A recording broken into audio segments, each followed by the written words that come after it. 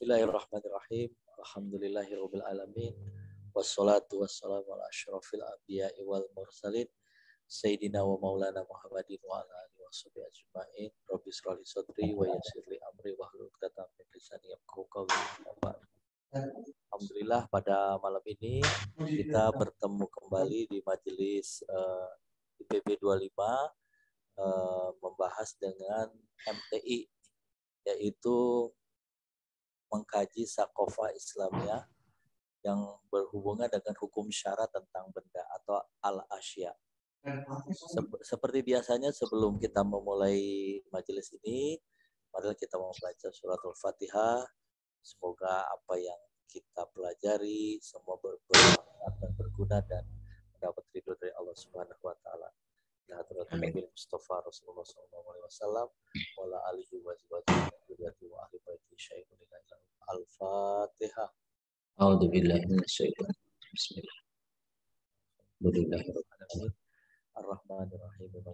Iyyaka na'budu wa iyyaka nasta'in. Shiratal ladzina an'amta 'alaihim. Alhamdulillah kita telah membaca surat Al-Fatihah. Silahkan kepada Pak Ustadz Samsudin untuk memulai tausiahnya. Terima kasih. Assalamualaikum warahmatullahi wabarakatuh. Mangga, silahkan. Waalaikumsalam warahmatullahi wabarakatuh. Bismillahirrahmanirrahim. Assalamualaikum warahmatullahi wabarakatuh.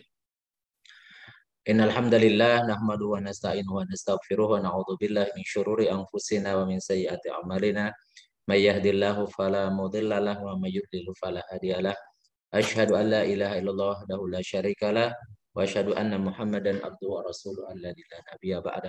Allahumma shalli ala Muhammad wa ala alihi wa man tabi'ahu bi ihsan ila yaumil qiyamah amma ba'du.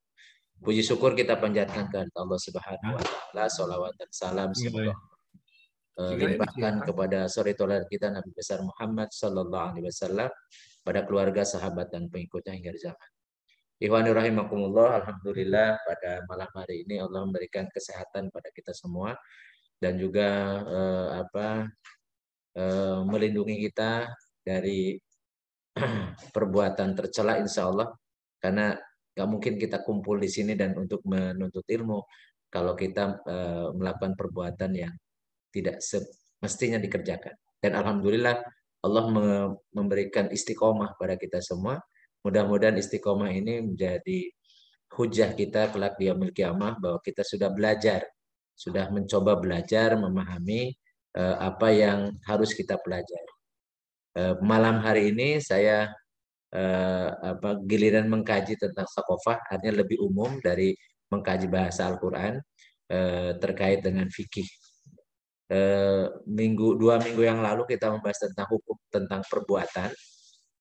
Hukum perbuatan atau hukum syari terkait dengan aktivitas manusia, yang itu hukumnya ada 5. Kalau tidak wajib, sunnah. Kalau tidak sudah mubah, kalau tidak mubah, makruh atau haram. Jadi tidak mungkin ada satupun perbuatan kita yang kita lakukan pasti ada hukumnya. Hanya saja seringkali kita tidak tahu hukumnya. Maka dari itu karena kita tidak boleh mengerjakan sesuatu sebelum tahu hukumnya, maka kewajiban menuntut ilmu terkait dengan hukum perbuatan kita ini menjadi wajib. Jadi pemahaman thalabul ilmi fardhatun ala kulli muslimin itu bahwa menuntut ilmu itu wajib bagi setiap muslim, maksudnya ilmu yang terkait dengan apa yang kita kerjakan atau perbuatan-perbuatan yang mengikat kita. Nah, pada malam ini kita ingin membahas tentang benda, ya, tentang benda. Benda itu adalah segala sesuatu yang digunakan oleh seseorang atau oleh manusia dalam kesehariannya. Bisa alat-alat, ya, benda-benda mati, dan kalau benda mati tentunya tidak terlalu banyak pembahasannya karena benda mati, ya, kecuali benda mati yang ada nasnya yang memang itu mengganggu, bisa mengganggu kesehatan, bisa terutama mengganggu fungsi akal. Karena di antara hikmah atau maqasidus syar'i atau maksud hukum syara itu adalah muhafadzatu alal akli, menjaga fungsi akal. Jadi semua hal nanti yang mengganggu fungsi akal itu hukumnya haram. Segala sesuatu yang mengganggu fungsi akal. Karena manusia itu dimuliakan oleh Allah karena fungsi akalnya, karena akalnya berfungsi. Sehingga kalau ada hal-hal yang akan mengganggu fungsi akal, maka itu pasti diharamkan. Pasti diharamkan. Nanti apa saja yang terkait dengan fungsi akal itu. Nah, kita mulai pembahasan tentang hukum syarat tentang benda itu. Firman Allah Subhanahu wa taala di dalam surat Yunus ayat 59, Allah berfirman, "Qul ara'aitum ma anzalallahu lakum min rizkin faja'altum minhu haraman wa halalan." Katakanlah wahai Muhammad, terangkanlah kepada kalian atau padaku.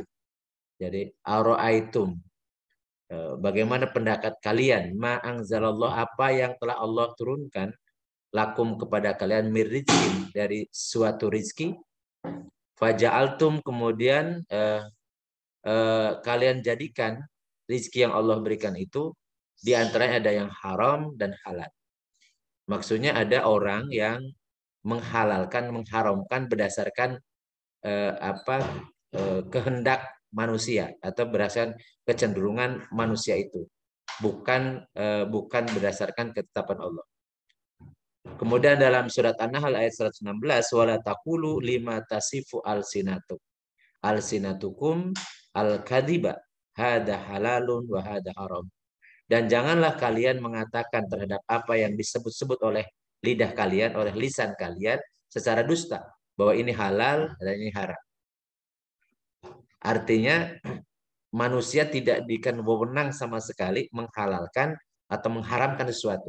Jadi menghalalkan yang haram nggak boleh, mengharamkan yang halal juga nggak boleh. Menghalalkan yang haram nggak boleh, mengharamkan yang halal juga nggak boleh. Jadi memang tidak diperbolehkan sama sekali. Jadi dalam surat At-Tahrim ayat 1, ya ayuhan nabiyyu lima tuharrimu ma ahallallahu laka. Jangankan manusia, Rasul pun ditegur oleh Allah dalam surat At-Tahrim ini, wahai Nabi, ini khusus kepada Nabi Muhammad, mengapa engkau mengharamkan apa yang telah Allah halalkan kepadamu? Ini asbabun nuzulnya ketika Rasulullah mengharamkan madu ketika dapat protes dari Aisyah. Aisyah melihat bahwa ada perlakuan beda di antara istri Rasul yang menghidangkan madu sehingga Rasulullah lebih segar gitu.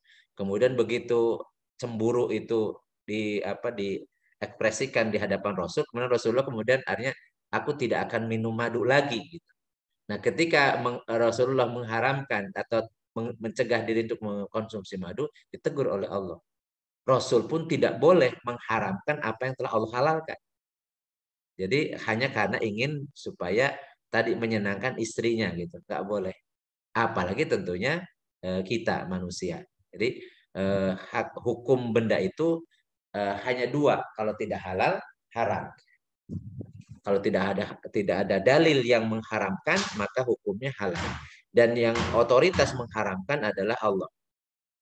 Kalau ataupun Rasul menyampaikan, berarti Rasul, ingat Rasul itu wa mayantiku anil hawa in huwa illa wahyu yuha. Rasul itu tidak berkata-kata kecuali wahyu yang Allah turunkan kepadanya. Nah, oleh karena itu dari pengkajian terhadap dalil-dalil terkait dengan benda ini, para ulama ulama usul fikih membuat kaidah usul atau kaidah umum, yaitu al aslu fil asya'i al ibah. Hukum asal segala sesuatu itu mubah, artinya halal. Ada tambahan, sebagian mengatakan malam yarid dalil tahrim, sebelum ada dalil yang mengharamkan.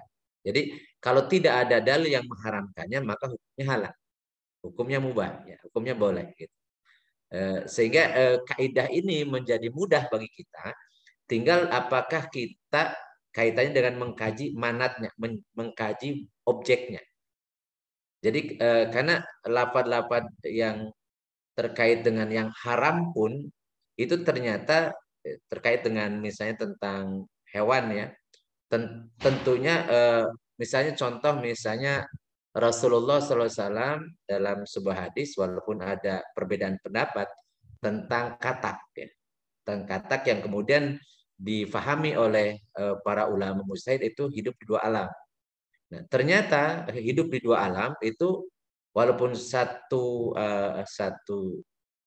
jenis ya, itu beda spesies, beda perilaku. Ya.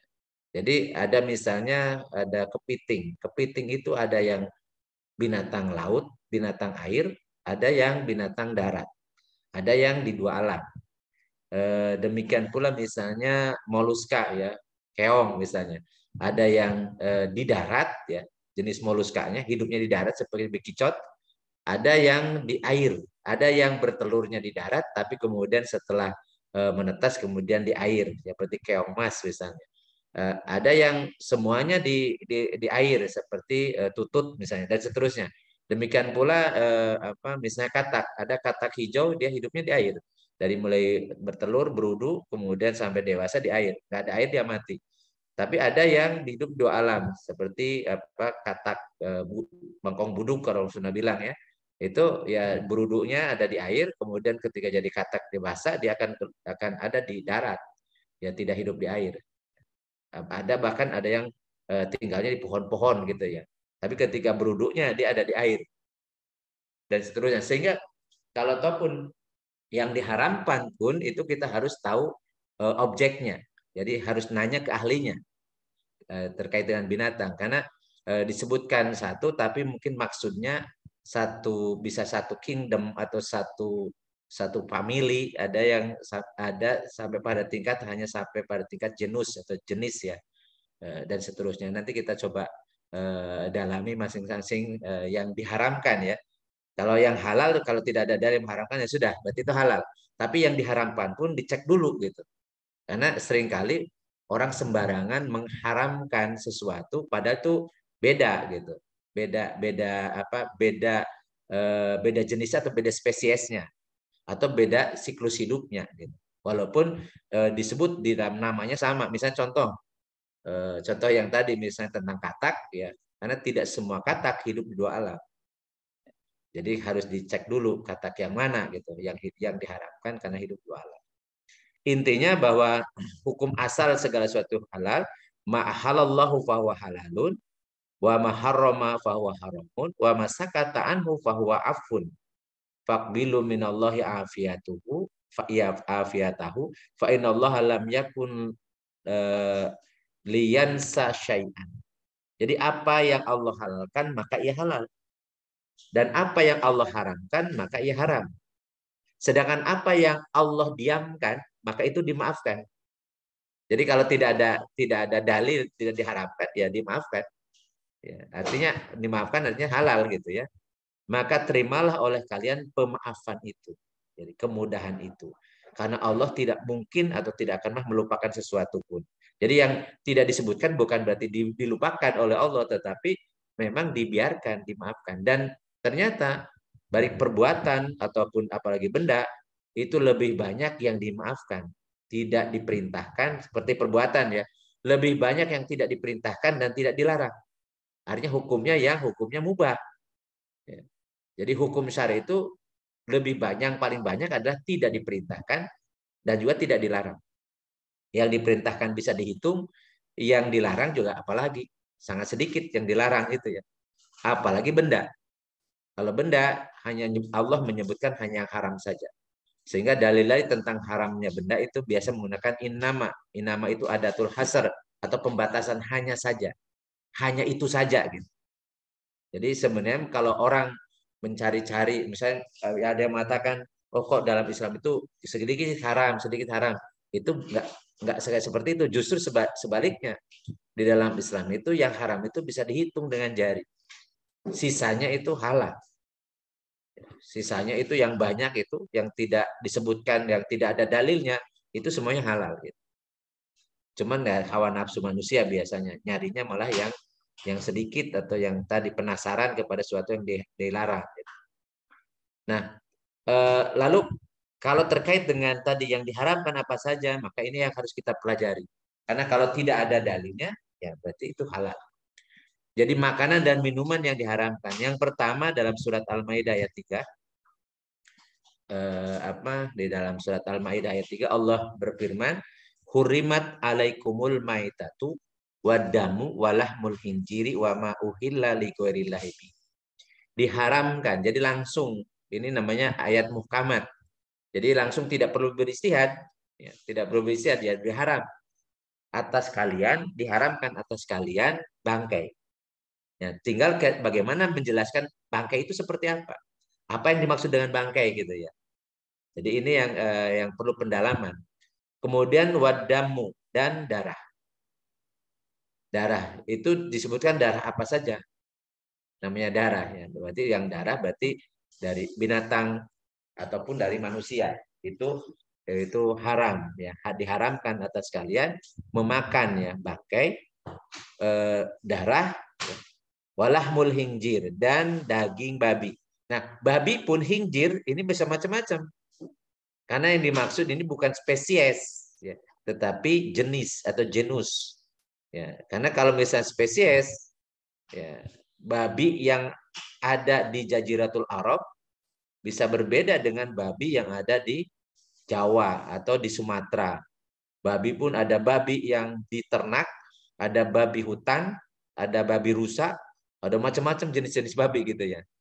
Nah ini artinya jenis-jenis, artinya pada level jenis babi manapun, spesies apapun yang kalau terkategori khinzir itu diharamkan dagingnya. Wa ma uhilla li ghairillahi bihi, dan sembelihan yang disembelih bukan atas nama Allah. Jadi untuk misalnya untuk sesembahan, untuk sesajian dan seterusnya. Walaupun itu kambing ya, kemudian disembelihnya karena untuk sesajen, untuk misalnya mbah apa gitu ya, maka dagingnya haram. Ya, dagingnya haram. Kalau tujuannya memang untuk sesembahan selain Allah. Jadi ini bisa kita perinci lebih jauh ya tadi. Nah, terus tentang bangkai, salah satu yang dikategorikan bangkai adalah makutia minal bahimati wahya hayatun fahya maitatun. Jadi apa saja yang dipotong dari binatang dalam keadaan hidup binatangnya, maka sesuatu tersebut adalah bangkai. Misalnya ngambil ya, jadi nggak disembelih gitu, nggak disembelih. Ya, dipotong saja misalnya pahanya, ya, binatangnya masih hidup, ya, dipotong itu, maka itu bangkai. Karena definisi bangkai adalah binatang yang mati bukan karena disembelih. Jadi binatang darat berdarah panas yang mati tidak karena disembelih. Itu namanya bangkai. Ya. Jadi kalau misalnya ketabrak mati, ya, masih seger, nggak masalah dagingnya gitu ya. Dia keluar darah juga, tapi darahnya bukan karena disembelih, bukan karena disembelih dan keburu mati, tidak sempat disembelih gitu, maka itu bangkai, haram dimakan. Ya, sering mungkin kejadian ya dulu waktu di kampung saya ada orang nabrak ayam, jadi udah mati gitu, sayang kan gitu ya, dia dimasak gitu. Nah, dagingnya sama kan, bukan mati karena sakit dan seterusnya, tetap aja. Jadi binatang yang mati bukan karena disembelih itu hukumnya hukum bangkai.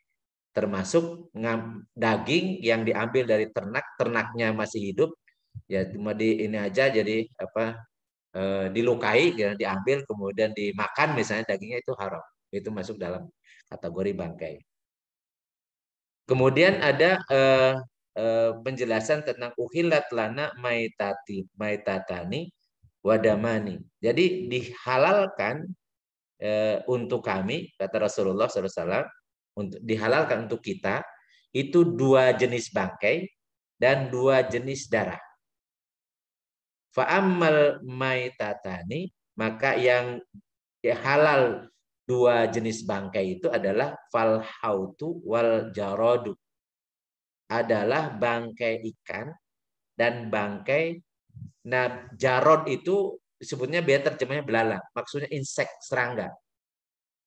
Jadi lebih luas daripada belalang, karena belalang satu jenis spesies dari antara insekta. Padahal yang dimaksud di sini adalah jenis serangga. Jadi avertebrata yang darahnya itu merendam seluruh permukaan tubuhnya. Namanya homozoel ya. Jadi itu jenis insekta. Dan insekta itu terdiri dari beberapa famili ya, kemudian genus dan spesies. Jadi kalau pemahamannya hanya belalang, padahal yang sama persis ya dengan belalang itu banyak, yang jangkrik itu bahkan satu genus mungkin ya. Sementara ada yang lain yang banyak seperti Coleoptera ya, yang kaitan dengan sayap ya. Pembeda pemisahnya dengan sayap, ada Coleoptera, ada Diptera, ada Hemiptera. Tera itu ada sayap, jenis-jenis sayapnya. Dan mirip-mirip itu semua. Maka yang dimaksud Jarod adalah bangkai serangga. Jadi bangkai serangga dan bangkai ikan. Kenapa? Karena ini ikan dan serangga ini tidak mungkin disembelih dan bukan binatang darat yang berdarah panas gitu, yang harus dikeluarkan darahnya. Sehingga memang oleh Rasulullah disebutkan ada dua bangkai, artinya mati tidak disembelih dan itu halal. Jadi nggak perlu harus belajar menyembelih ikan misalnya. Kan ada tuh di viral bagaimana supaya ikan halal katanya disembelih, diketok bagian apanya gitu ya. Nggak usah, nggak gitu juga nggak apa-apa. Mati dengan sendirinya juga, yang penting masih segar, tidak sudah busuk, karena kalau sudah busuk kan tidak toyib, tidak baik gitu ya, tidak toyib, karena bukan hanya halal tapi harus toyiban. Jadi sebenarnya kalau seandainya mati dengan sendirinya karena kekurangan oksigen, kalau nggak ada air dan sebagainya mati, ya nggak apa-apa, itu bangkai dan halal gitu. Jadi kalau itu ikan. Terus kemudian juga serangga itu kan susah juga nyembelihnya, karena dari mana bisa, karena darahnya bukan darah panas. Ya nggak ada istilah sistem, jadi sistem peredaran darah juga tidak melalui saluran darah, ya. Tetapi dia melingkupi seluruh anggota tubuhnya. Sehingga kalau misalnya kita mau makan, misalnya ada kumbang, walaupun bukan belalang ya, tapi kumbang misalnya, atau lebah, termasuk fase pradewasanya, yaitu ulat ya, ulat, nimpa dan seterusnya, jadi nggak ada masalah. Dan itu dihalalkan ya, dan tidak perlu disembelih gitu ya. Nah, yang jadi masalah biasanya binatang darat tapi tidak bisa disembelih. Seperti bekicot itu ya. Bekicot itu binatang darat. Tapi bagaimana nyembelihnya bekicot gitu ya.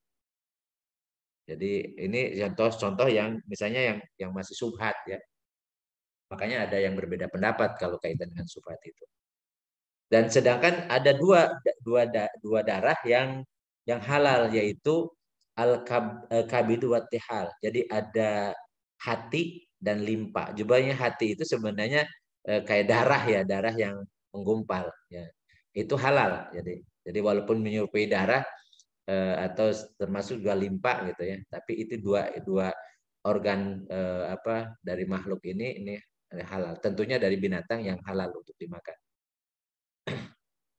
Kemudian Rasulullah SAW melarang, jadi nah Rasulullah SAW an kulli dinabin minasibai wa an kulli di mikhlabin minatoiri. Rasulullah SAW melarang memakan setiap binatang bertaring dari jenis binatang buas. Jadi bertaring untuk menerkam, ya. Dan setiap jenis burung yang berkuku tajam, bercakar memang untuk mencengkeram. Jadi ini intinya binatang buas. Jadi baik itu bertaring ataupun bercakar yang memang dia jenis binatang buas. Karena kalau bertaring, hampir semua binatang yang memakan, termasuk makan rumput, itu ada gigi taringnya. Dia bertaring, tapi dimaksud taring, atau misalnya yang mengerat, apalagi mengerat ya pasti bertaring. Tapi yang dimaksud adalah binatang buasnya. Jadi yang diharamkan adalah sibaknya, jadi binatang buasnya, baik yang bertaring atau yang bercakar. Ayam bercakar tapi bukan binatang buas. Jadi sehingga bukan cakar dan bukan taringnya yang jadi indikator, tapi dia karnivoranya, jadi binatang buasnya. Sehingga semua jenis binatang buas haram dimakan.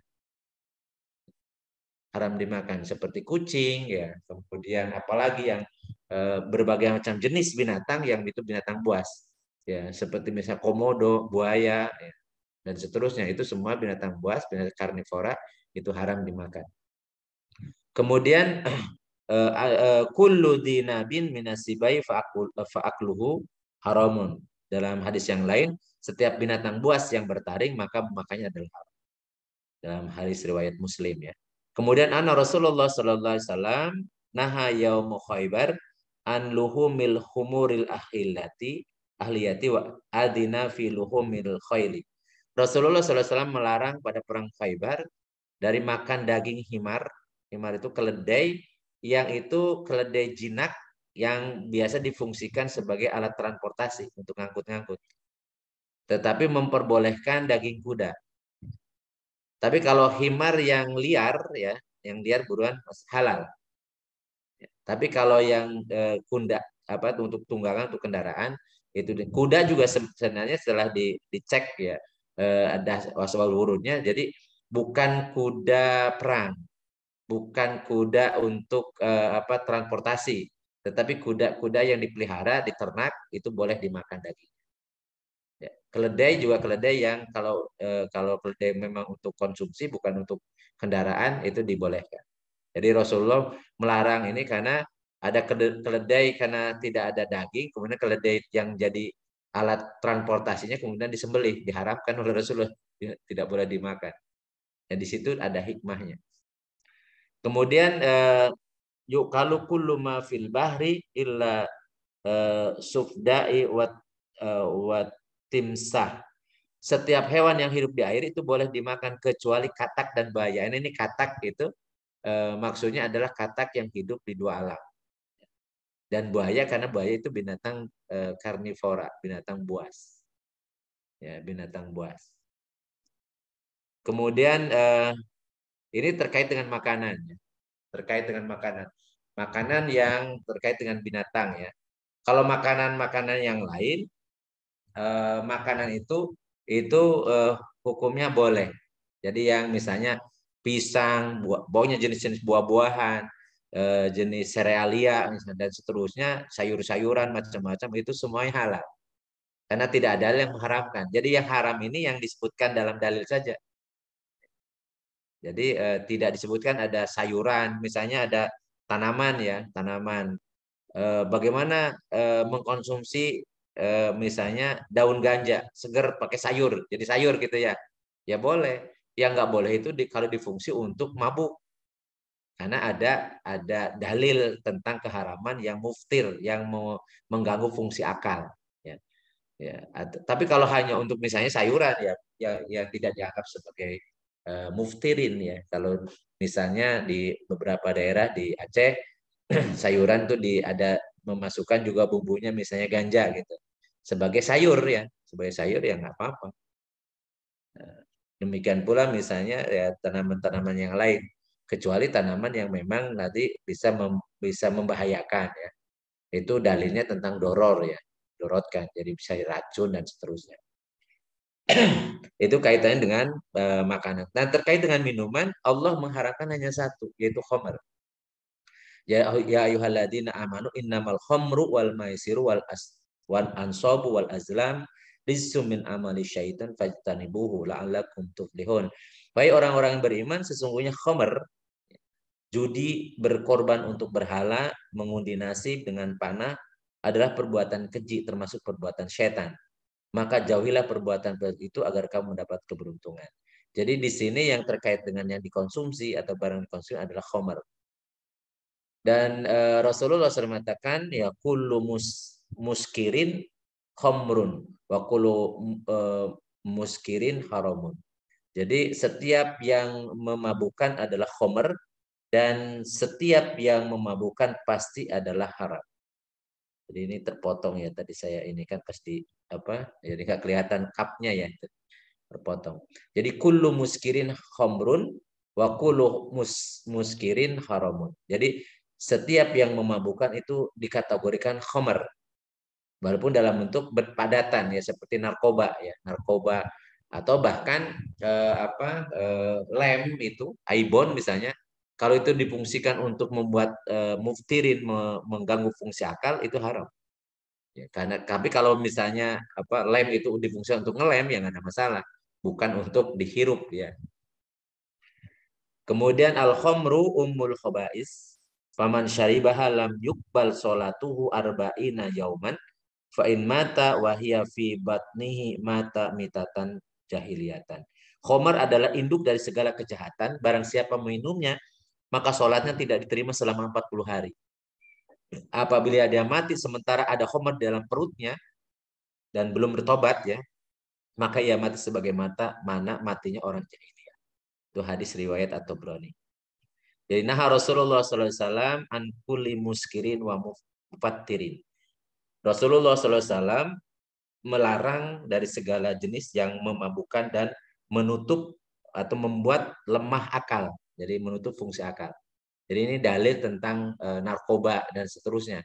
Termasuk tadi misalnya ganja kalau dihisap kemudian mengganggu fungsi akal, maka itu haram. Jadi dalil-dalil ini mengecualikan dari halalnya hukum asal dari benda itu halal. Jadi kecuali yang diharamkan, maka ini saja yang kita hafalin ya, sehingga kalau kita mendapatkan sesuatu yang baru, makanan atau minuman yang tidak ada termasuk yang diharamkan. Jadi kalau minuman bukan termasuk khamr, kalau makanan tidak termasuk yang diharamkan dalam dalil-dalil ini, maka itu hukumnya halal. Kembali lagi kepada hukum asalnya, al aslu fil asya al ibahah. Malam yarid dalil tahrim, hukum asal segala sesuatu itu halal mubah sebelum ada lima haram. Nah, ada dalil sifatnya umum seperti misalnya hadis Rasulullah mengatakan wa tahuru, ketika Rasul ditanya tentang laut ya, wa tahuru ma'uhu al-hillu maitatuhu. Rasul mengatakan air laut itu suci dan bangkainya pun halal. Bangkainya pun halal ya. Kecuali bangkai Nyi Roro Kidul lah, Nyi Roro Kidulnya ini masalahnya. Atau misalnya Putri Duyung, benar-benar Putri Duyung ya. Ya jadi manusia ya, itu haram, nggak boleh. Tapi kalau walaupun bentuknya itu binatang laut, baru bentuknya seperti singa, seperti anjing, tapi tidak binatang laut, maka hukumnya halal. Jadi bisa dimakan, dikategorikan kepada ikan. Jadi yang halal dari lautan bukan hanya ikan, tapi semua binatang yang hidup di lautan atau di air. Itu hukumnya halal. Airnya membersihkan, mensucikan, dan bangkainya pun halal.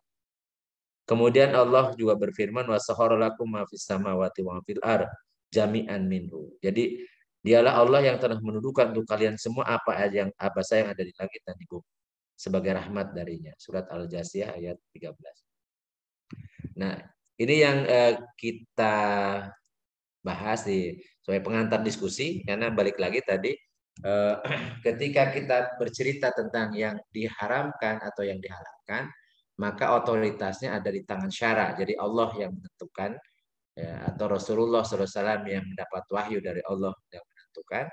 Nah, tetapi terkait dengan bendanya itu kita bisa menelusuri faktanya. Jadi harus bertanya kepada ahlinya.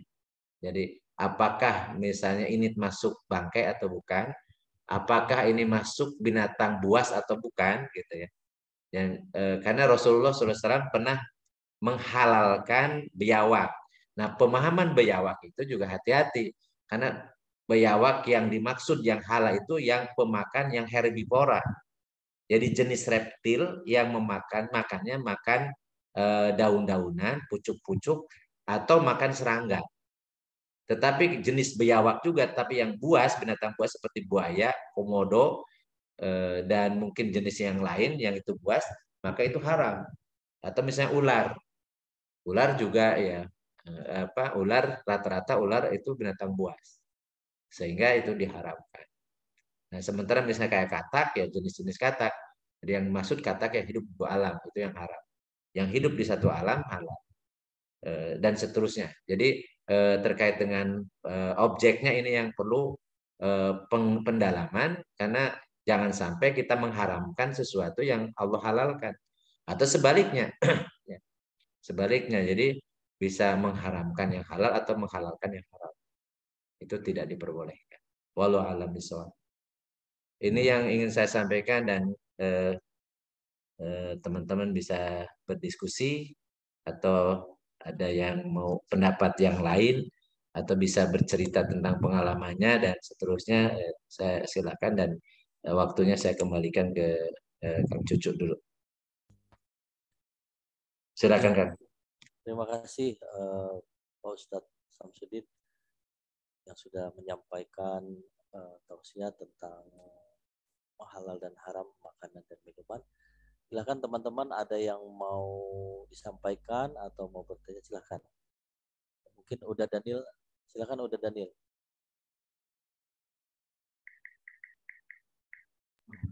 Ya, terima kasih. Assalamualaikum warahmatullahi wabarakatuh.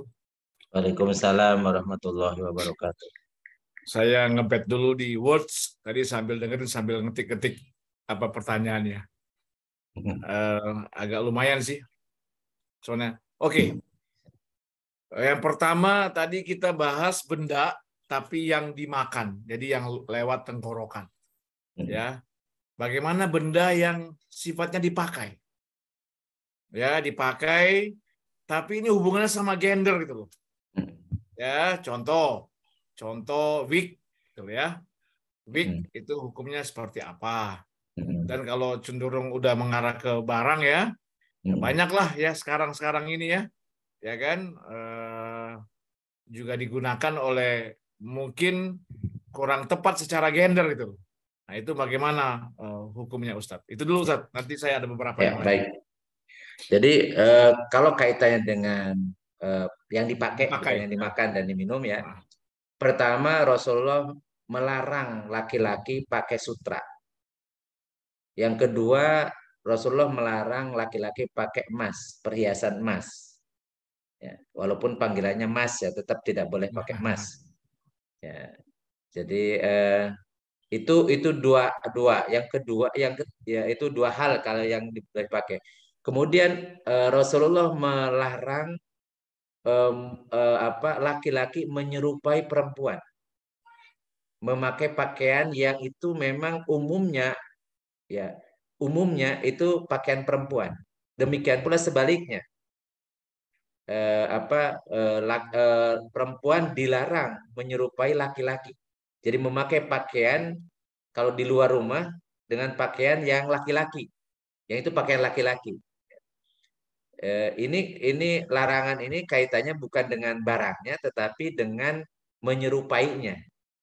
Misalnya yang pakai anting itu biasanya perempuan. Dan itu pasti tidak akan terlihat kalau menurut Islam kalau di luar. Karena pasti ditutup. Tempat melekat perhiasan itu ditutup dengan kerudung dan dengan jilbab gitu ya. Jadi pakaian luar. Jadi tertutup, yaitu Allah Subhanahu wa taala langsung tidak boleh tampak perhiasannya. Maksudnya tempat perhiasan, mahalul zina. Ya, mahalul zina itu tempat melekat perhiasan. Melekat perhiasan biasanya di telinga berupa anting, kemudian di leher berupa kalung ya. Kemudian di betis juga ada biasanya pakai gelang gelang betis, atau di tangan biasanya ada gelang. Itu ditutup ketika keluar rumah. Nah, bagaimana kalau laki-laki memakai pakaian seperti perempuan, seperti pakai anting, pakai kalung? Itu kalau memang di masyarakat bil ma'rufnya, di urufnya, itu ya yang pakai seperti itu ya perempuan. Maka itu termasuk dalam larangan karena menyerupai.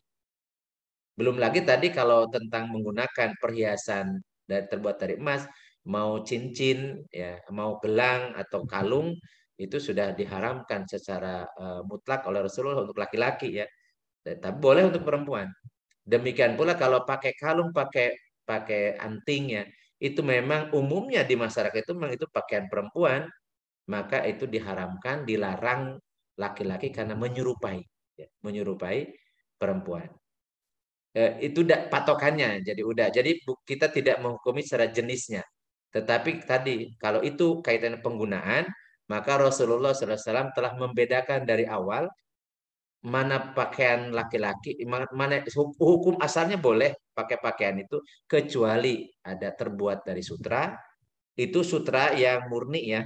Kalau misalnya lebih biasa hukum fikih, biasanya kalau kurang dari 50%, hanya campuran sutranya kurang dari 50%, maka dianggap bukan sutra, bukan kain sutra. Kemudian emas yang dimaksud ya emas yang biasa dijadikan perhiasan. Jadi kalau misalnya cincin terbuat bukan dari emas ya, apa dari perak, atau dari mungkin apa logam apa gitu ya, maka dibolehkan. Jadi laki-laki boleh pakai cincin asal bahannya jangan dari emas. Tetapi kalau antingnya, anting sama kalung ini ya semua orang anggap itu pakaian perempuan, itu perhiasan perempuan yang tidak layak seorang laki-laki menggunakan aksesoris seperti itu. Itu jawaban saya, Dan. Masih di mute? Ya udah, masih di mute udah. Ya kan kemarin kan sudah sempat itu sempat mampir di tanah Arab ya. Kayaknya kalau di Arab Saudi kan tuh saya hanya kepo ya. Ini kan semakin tua kan semakin kepo gitu ya. Iya. Masya Allah tuh turun ayat melarang makan babi. Tapi saya tidak melihat babi gitu ya di Arab ya. Ya, saya nggak tahu apakah di Palestina ataukah di Turki gitu ya. Apakah kita bisa menemukan babi di sana? Nah ini, Masya Allah ini turun ayat ini, memang belakangan kita tahu bahwa babi itu banyak hal yang mudarat dari babi ya. Tapi secara logika ya sampai ada ayat itu turun, gimana tuh Ustadz ya? Apa emang dulu mungkin jangan-jangan dulu tuh memang babi pun dikonsumsi ya di Arab ya Ustadz ya? Gini, kalau hukum syarat terkait dengan makanan atau minuman itu tidak ada ilatnya. Ilat itu tidak ada sebab kenapanya. Oh. Jadi namanya tauqifi ya, pokoknya seperti itu. Dan ini jadi jangan sampai ada yang ngomong kan Allah menciptakan ini kan juga masa sia-sia gitu. Justru Allah semua makhluk Allah semua, ciptaan Allah semua kan gitu ya. Tetapi ada yang memang diharamkan sebagai ujian ketaatan. Seperti misalnya ada yang ngomong, ya apa? Kenapa kok Allah menciptakan setan? Karena menciptakan iblis. Kalau itu malah menggoda manusia. Justru Allah menciptakan makhluk yang namanya iblis dan setan dari golongan jin ya, dari golongan jin yang menggoda manusia, memang sebagai ujian. Ujian taat enggak gitu. Ya, semuanya Allah yang ciptakan. Kalau ini kan nggak ada manfaatnya, justru manfaatnya sebagai ujian gitu. Sebagai ujian. Bener nggak mau patuh? Allah haramkan sedikit sekali dari semua makhluk yang Allah sediakan di muka bumi ini, yang diharamkan, yang dilarang konsumsi cuma disebutkan pakai nama hanya ini saja gitu ya. Kalau itu pun tidak bisa, maka berarti ini tidak taat orang ini. Manusia ini tidak taat. Jadi semua yang diharapkan itu tidak disebutkan kenapanya. Walaupun misalnya tentang Homer, Homer itu bukan karena memabukkannya, tetapi Homernya gitu. Sehingga jangan sampai ada yang mengatakan kan kalau tidak mabuk ya nggak apa-apa, walaupun kategori Homer ya nggak kayak gitu. Karena yang diharamkan bukan memabukkannya. Memang ada dalil yang tentang setiap yang memabukkan, tapi kalau Homer itu sebutkan, Homer itu adalah minuman yang mengandung alkohol. Baik ketika diminum umumnya memabukkan, tetapi ada orang yang kebal, ya minum banyak juga nggak mabuk gitu ya. Apakah jadi halal bagi orang itu? Enggak, yang diharamkan kan bendanya. Zatnya namanya haram karena zatnya. Mau sedikit, mau banyak, mau mabuk atau tidak yang namanya mengkonsumsi khamar haram. Khamar itu haram sedikit atau banyak gitu ya. Jadi kenapanya bukan karena sebabnya, kalau sebabnya karena mabuk kan berarti orang yang tidak mabuk mah halal, tapi orang yang mabuk haram enggak gitu. Demikian pun babi. Babi ternyata mengandung cacing pita. Bagaimana kalau cacing pitanya nggak ada? Tetap aja tidak akan berubah. Ya, haram itu jadi diturunkan oleh Allah karena sebagai ujian. Ya, Allah mengharamkan dari sekian banyak jenis binatang, itu hanya disebutkan beberapa saja yang diharamkan. Dan tidak semua yang diharamkan itu najis. Kalau daging babi itu bukan hanya haram tapi najis barangnya. Tapi kalau binatang misalnya buas itu tidak najis. Ya, dagingnya tidak najis, kemudian bahkan badannya, kulitnya tidak najis, tetapi haram dimakan. Seperti kucing ya boleh diperjualbelikan, boleh dipelihara, tapi tidak boleh dimakan dagingnya. Dan seterusnya. Jadi ini semuanya halal haram terkait dengan barang itu tidak ada latar belakangnya atau tidak ada sebabnya atau tidak ada ilatnya, disebutnya kalau dalam hukum fikih tidak ada ilatnya.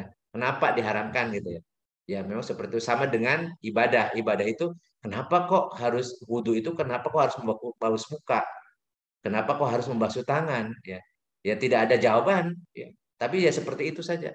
Bahkan Umar bin Khattab ketika akan mencium Hajar Aswad, beliau komentar dulu, andaikan aku tahu engkau itu hanya batu hitam, andaikan aku tidak melihat Rasul menciummu, aku tidak akan mencium. Gitu. Jadi, dan beliau tidak nanya kenapa Rasulullah mencium itu, karena pasti yang dilakukan oleh Rasul adalah tahu apa wahyu dari Allah kan gitu. Jadi mereka samina wa ta'na. Ya, sehingga bagi orang-orang yang beriman terkait dengan yang haram-haram ini tidak banyak nanya. Bagaimana kalau gini ya, seperti orang-orang Yahudi dulu ketika suruh nyembelih seekor sapi betina, banyak ngeyelan. Akhirnya hampir-hampir mereka tidak ini karena intinya dia tidak taat kan gitu ya. Tidak patuh. Ya sudah suruh nyembelih sapi, ya udah kalau kalau dia nemukan sapi sembelih udah selesai sebenarnya, tapi sapinya seperti apa, ya umurnya gimana, warnanya kayak apa dan seterusnya, ini kemudian mempersulit diri sendiri. Ya, itu udah. Ya, ada beberapa tapi kayaknya tadi sudah keserempet dengan jawabannya Ustadz Sam itu tadi mengenai, saya juga menanya mengenai RAM, tapi ya itu tidak bisa diperdebatkan lagi. Pokoknya beralkohol haram gitu ya, walaupun mungkin untuk keperluan kuliner gitu ya, itu tadi udah terjawab. Ya. Nah, binatang buas juga, tapi saya tadi hanya menerka-nerka ya. Kita ini kan orang biologi ya, kita ini orang-orang apa, kan kita kan selalu memaknai apa perintah Allah itu kan yang sifatnya kan masuk akal ya. Ya. Apa ada lari ke masalah rantai makanan ya, ekosistem ya? Kenapa dilarang yang binatang buas itu? Ya, yang jelas gini, ada kaidah usul mengatakan haitsuma yakunu syar'u takunul maslahat. Di mana ada hukum syarat pasti ada maslahat. Ya, tentang khamar pun kan Allah berfirman, Allah mengatakan bahwa di dalam khamar itu ada manfaatnya, tetapi mudaratnya lebih berat kan gitu ya. Jadi pasti kalau kita mencari tentang kemaslahatan itu pasti ada. Tetapi ketika Allah mengharamkan pasti mudaratnya lebih banyak. Jadi dan itu memang substansi dari syariat itu kan. Jadi memberikan kemaslahatan dan mencegah kemudaratan gitu. Makanya yang diharamkan itu pasti mengandung mudarat. Apakah mudarat itu diketahui oleh manusia atau belum diketahui? Jadi sekarang kan mengkaji tentang daging babi dan seterusnya, ternyata memang daging babi itu tidak layak konsumsi, macam-macam, terus pakannya juga pakan yang sangat kotor, macam-macam gitu ya. Dan berakibat juga perilaku orang pengkonsumsi daging babi itu juga ya tadi karena dia kan diuji dengan sesuatu yang haram, kemudian tidak taat, pasti kemudian perilakunya perilaku ketidaktaatan. Baik. Atau memakan daging anjing misalnya kan, kelakuannya dan seterusnya. Karena ada yang bisa diilmiahkan, ada yang tidak bisa diilmiahkan. Contoh misalnya, kalau kita memberi makan ke anak-anak kita dengan yang haram, itu mau dibantah juga sulit gitu. Ternyata perilaku anak itu kacau balau, sulit diatur, sulit baru macam-macam gitu. Tapi beda dengan dikasih makanan yang berkah, hasil jerih payah orang tuanya yang halal, anak-anaknya tuh taat macam-macam gitu. Dan ini kan susah diilmiahkannya. Amin. Susah diilmiahkannya, tapi ya itulah gitu ya. Karena kita meyakini Allah yang menentukan dan Allah itu tidak mungkin menzolimi hambanya.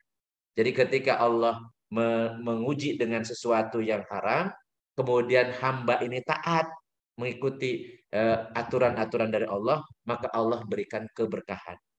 Tetapi kalau misalnya diberikan ujian dengan yang ini, tapi malah dia membangkang, nggak taat, maka Allah berikan kemudorotan, ya, kerusakan, ya, kemudian kesengsaraan dan seterusnya. Wallahu a'lam bishawab.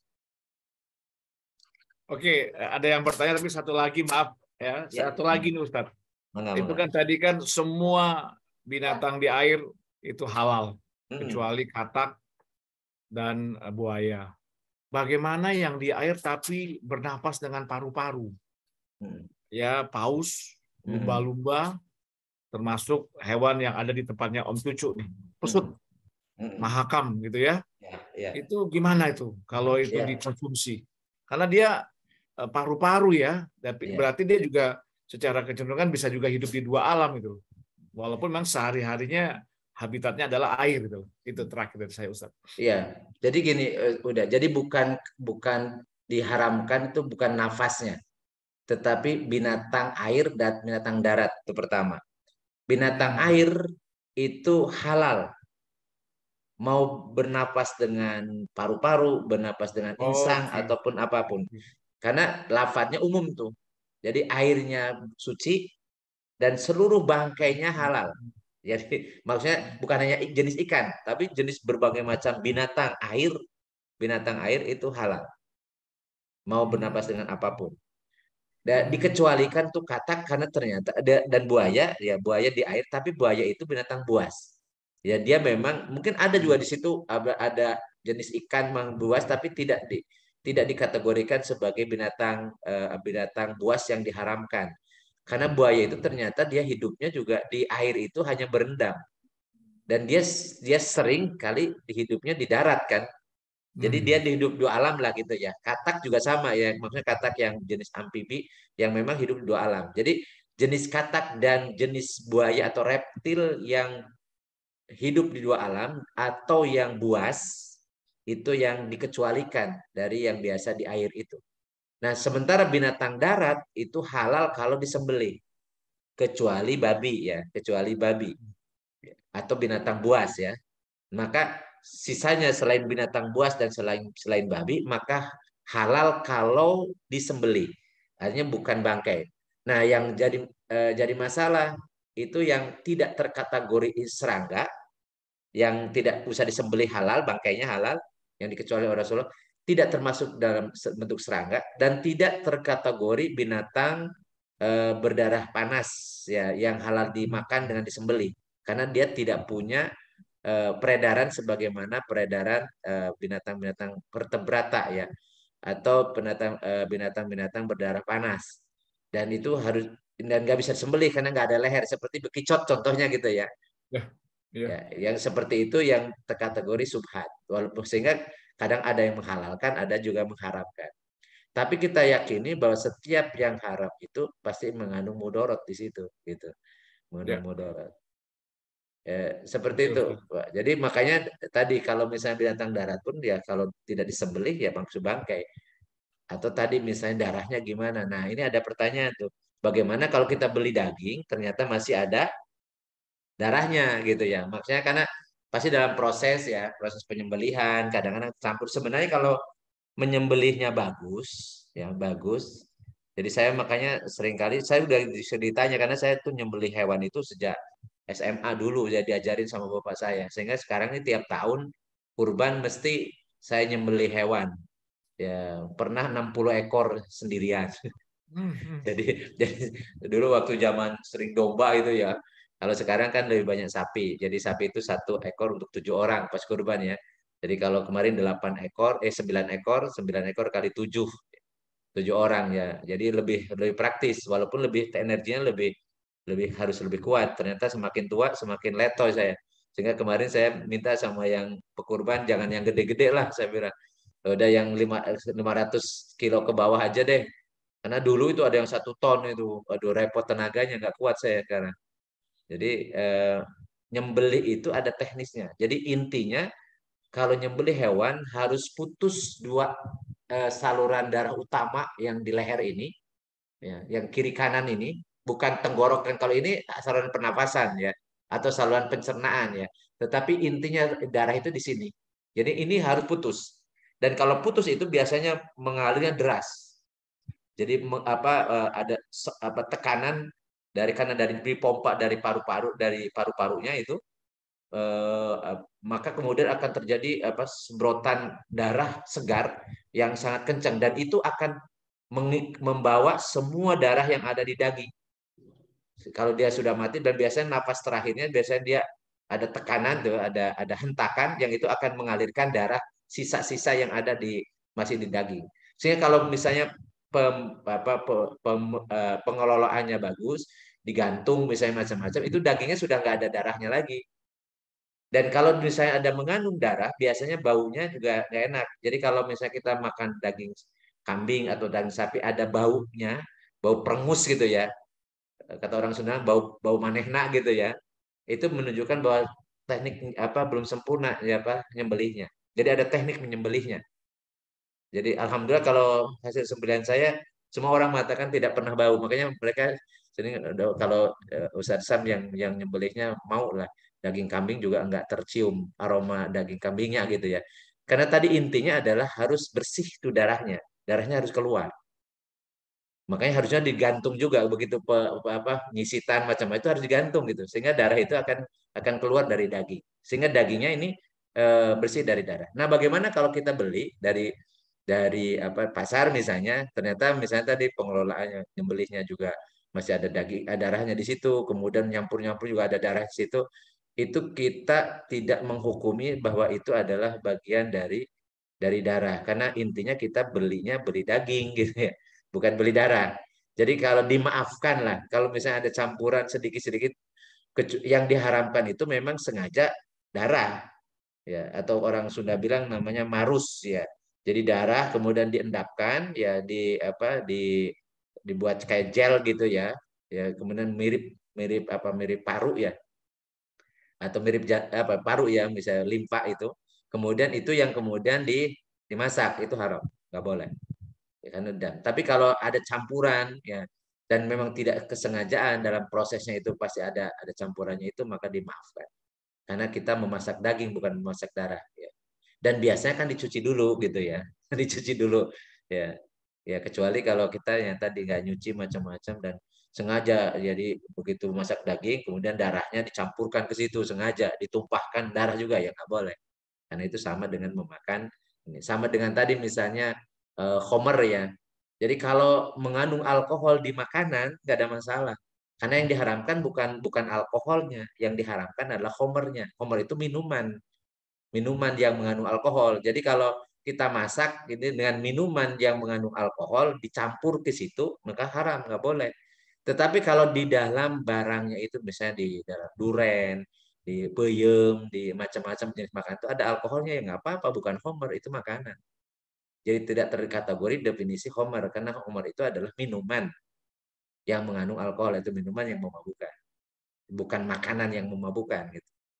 Jadi kalau makan mengandung alkohol, semua makanan yang hampir semua yang kita makan yang mengandung karbohidrat itu mengandung alkohol. Jadi nggak ada masalah gitu, nggak ada masalah. Walau alam bisawab. Ya tadi ada pertanyaan terkait dengan itu ya. Di kemasannya ada darah ya sedikit, dimaafkan lah insya Allah ya. Bagaimana dengan minuman rakyat hasil fermentasi seperti tuak, minuman tape, anggur, obat, ada label halal MUI. Kalau minuman baik di kampung tapi hasil fermentasi dan itu memang bikin minuman ya dan ternyata mengandung alkohol maka itu kategori homer. Kalau minuman ya. Tetapi kalau tape memang bikinnya tape, makan tape, ada airnya juga di situ. Tapi kita mengkonsumsinya tape, airnya ada tapi kalau sengaja tape bikin air tape untuk minuman, itu jadi homer jadinya.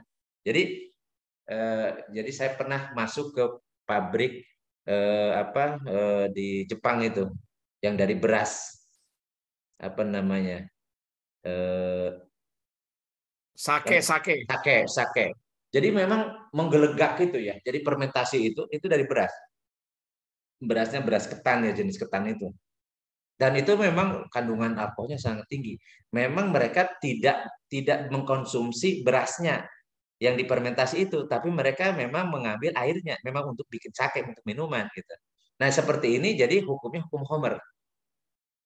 Tetapi kalau biasa di Sunda ini bikin peyem, peyem itu tidak memproduksi air peyemnya, tapi memang memproduksi peyemnya gitu kan. Nah ketika proses fermentasi pasti kemudian ada air di situ. Ya, dan airnya pasti mengandung alkoholnya tinggi juga. Tapi kita sebutnya sedang makan peyem bukan sedang minum peyem gitu. Gitu kan? Jadi ini kan itu dengan manat dengan fakta gitu ya.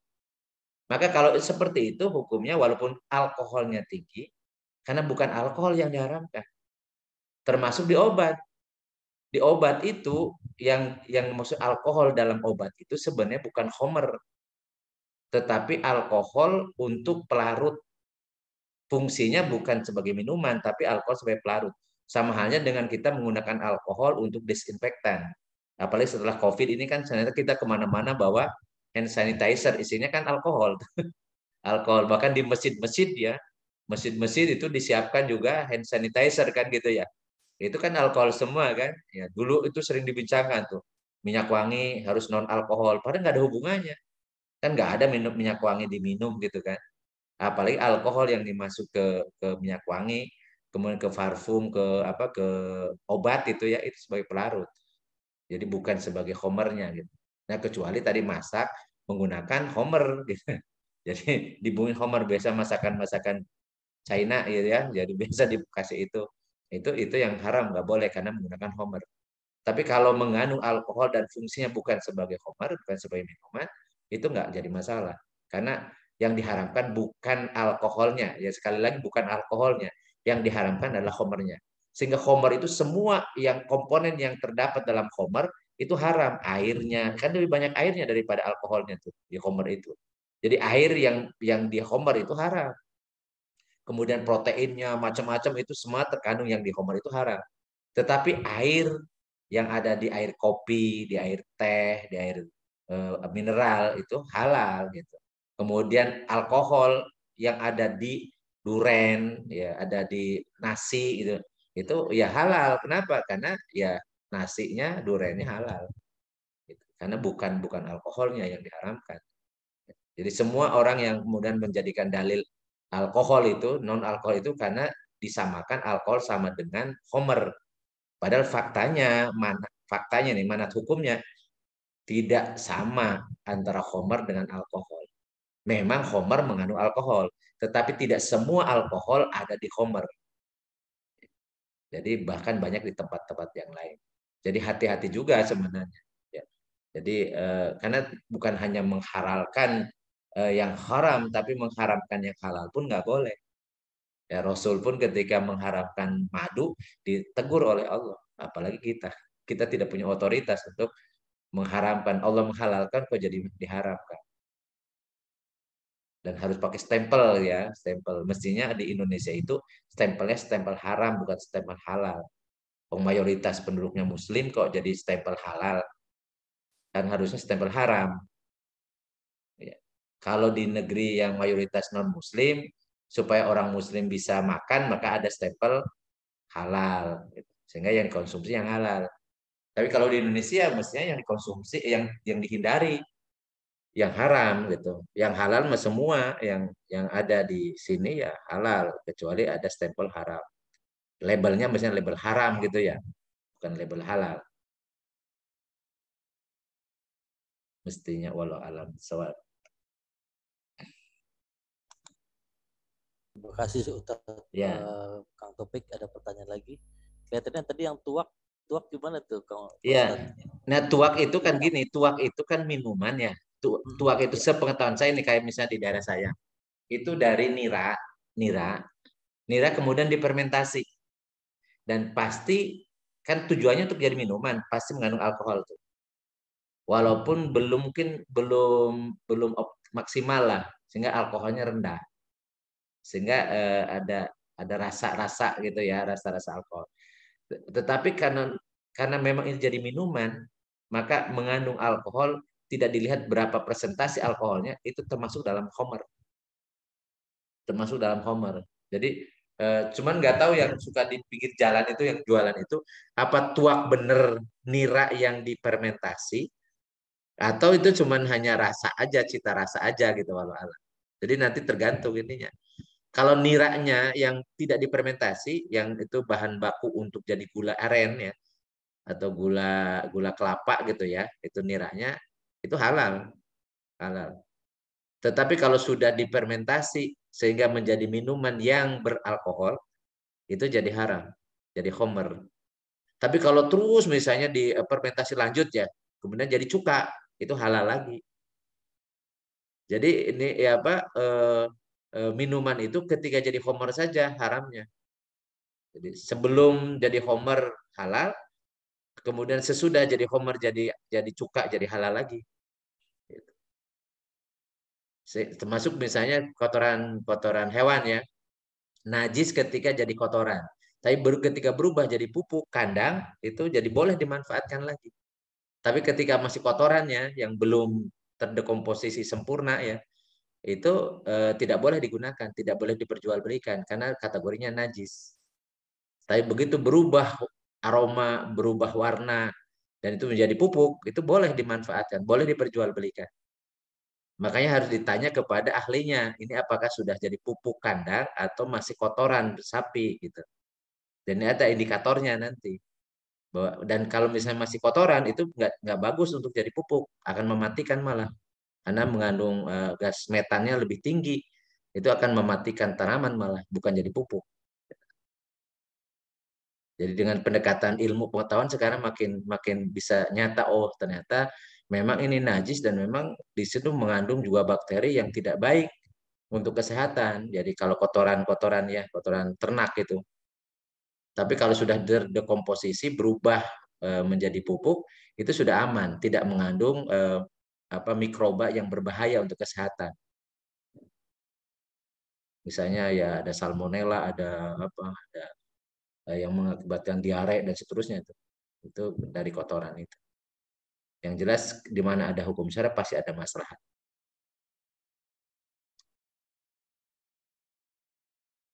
Baik, kalau masih ada, masih Ya. sekitar 15 menit lagi. Lagi, Kang Cucu udah mulai ngantuk-ngantuk tuh.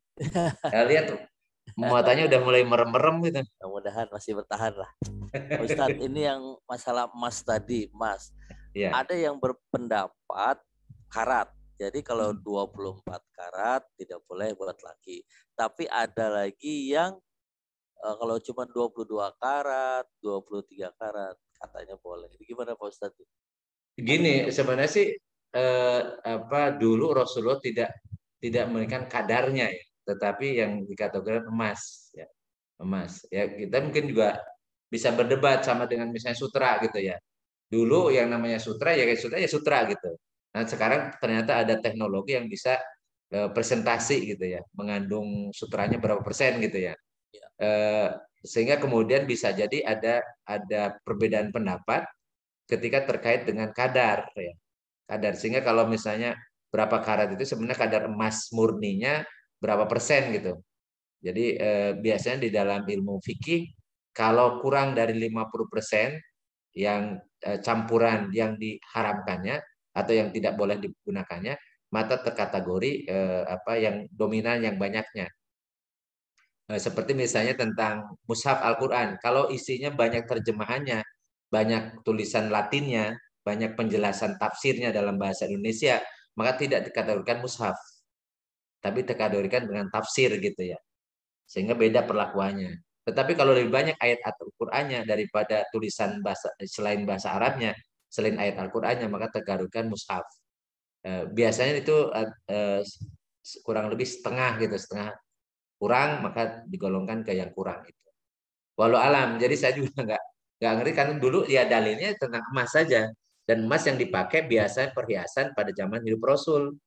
Nah, jadi dulu ya emasnya ya mungkin dengan yang imat perhiasan kan nggak mungkin juga emas 100%. Karena emas 100% itu nggak bisa kaku kan. Ya, jadi ya kategori yang emas masing-masing itu ya harus ditanyakan ke ahlinya, ini lebih banyak emasnya daripada campurannya atau lebih banyak campurannya daripada emas. Ya, sama dengan tadi misalnya sutra gitu ya. Tetapi menurut saya yang paling aman nggak usah pakai gitu.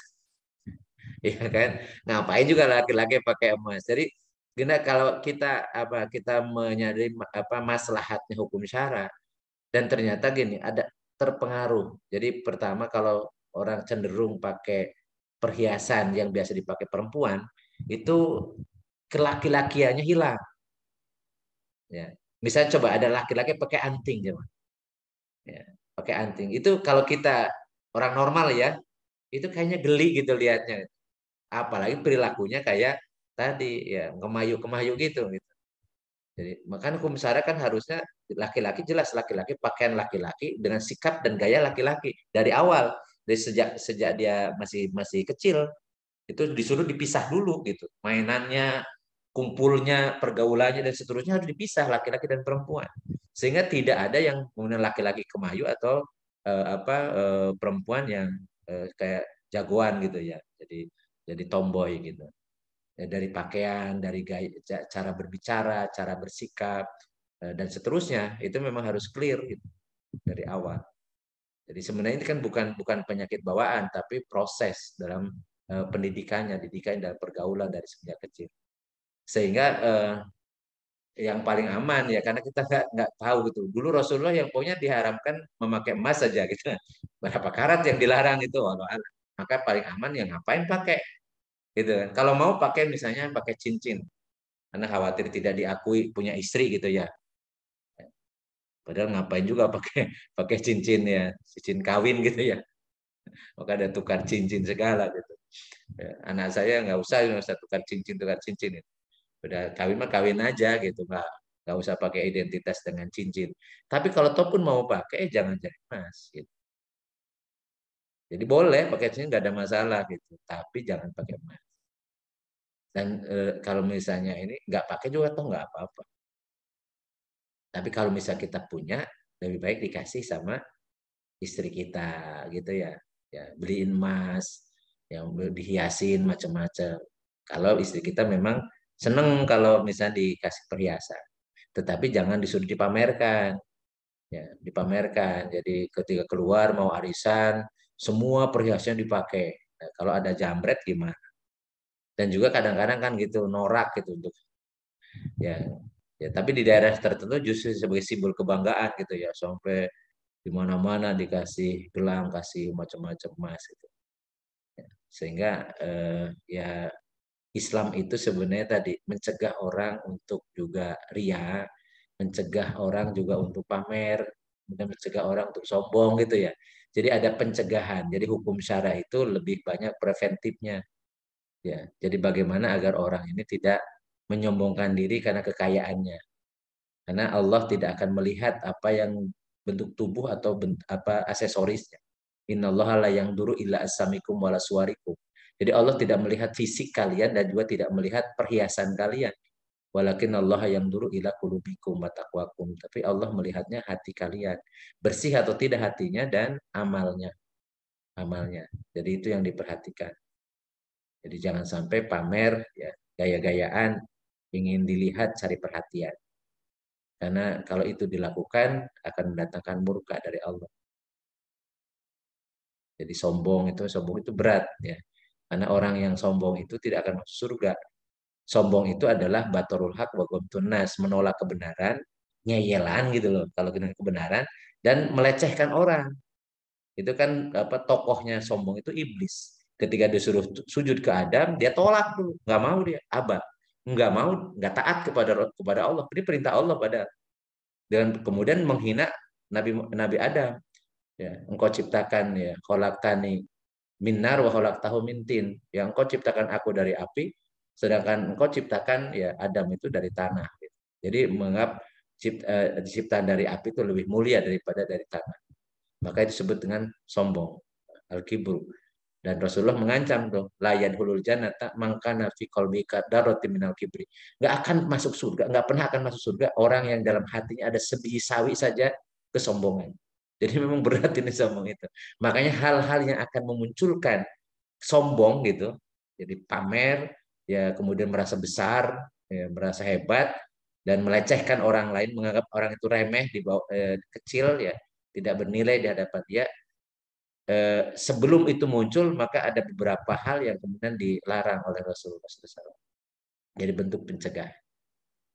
Biasa-biasa aja gitu ya. Kalau laki-laki ya, laki-laki itu gagah itu, ya ganteng itu bukan dari aksesorisnya, tetapi memang dari pola sikapnya, ya sikapnya ramah, ya walaupun ganteng wajahnya tapi pelutat pelotot terus ya cemberut terus ya nggak ganteng lah, ngomongnya kasar jorok nggak ganteng.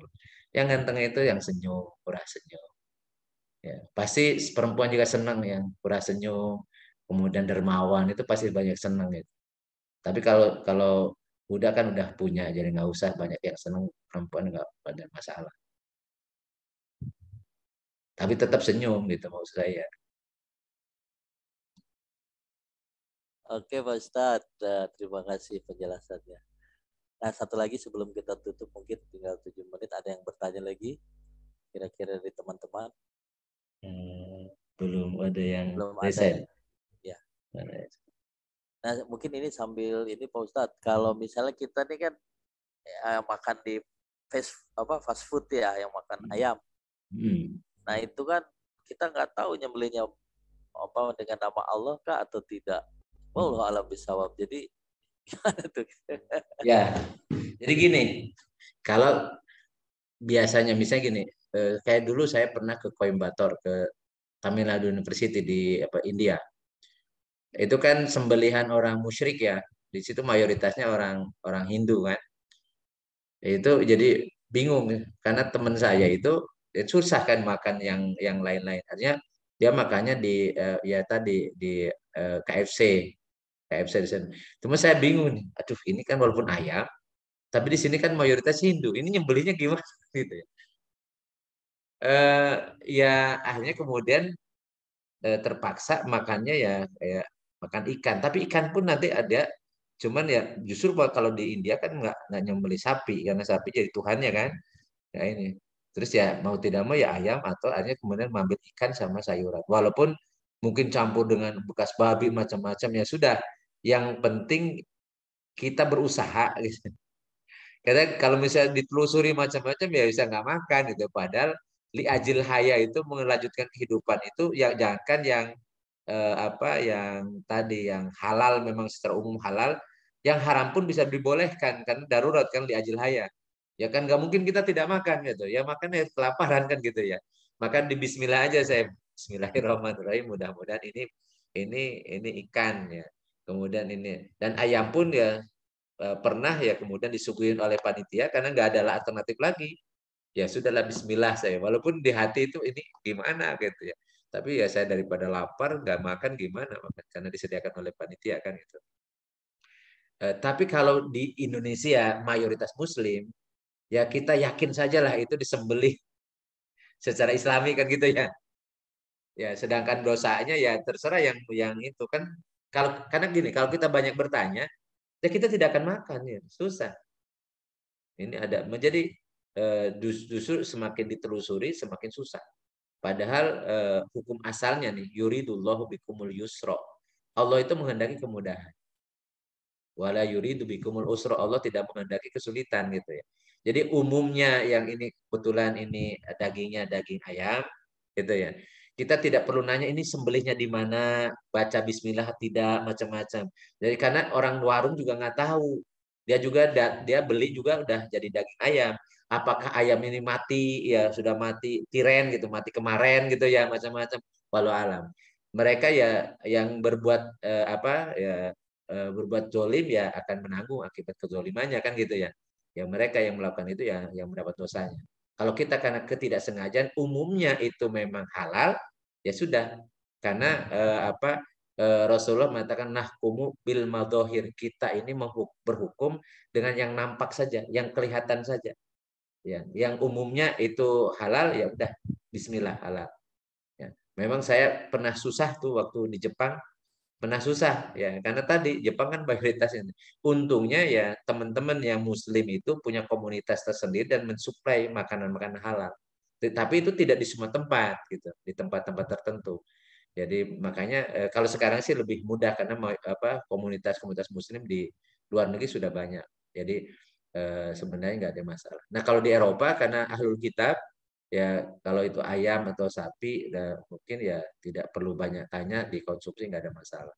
Karena sembelihan ahlul kitab ya orang Nasrani atau orang Yahudi boleh dimakan. Pasti tidak menyebut nama Allah, tidak akan baca Bismillahirrahmanirrahim pasti ya. Tetapi dihalalkan oleh Allah di dalam surat Al-An'am ayat berapa itu ayat 13 atau berapa itu dihalalkan sembelihannya ya dan juga dibolehkan dinikahi wanita-wanitanya. Tetapi yang laki-laki yang nggak boleh. Itu nanti akan kita bahas pada pertemuan-pertemuan berikutnya ya. Insyaallah. Oke, Pak Ustadz, terima kasih sudah waktu menunjukkan pukul 9.27. 3 menit lagi. Alhamdulillah. Waktu Indonesia Barat dan waktu Indonesia Tengah 10.27. Udah ngantuk-ngantuk. Iya. Baik, mudah-mudahan apa yang kita bahas ada Amin. manfaatnya dan mudah dicatat oleh Allah sebagai pelaksanaan kewajiban thalabul ilmi, menjadi hujah bagi kita semua di hadapan Allah kelak.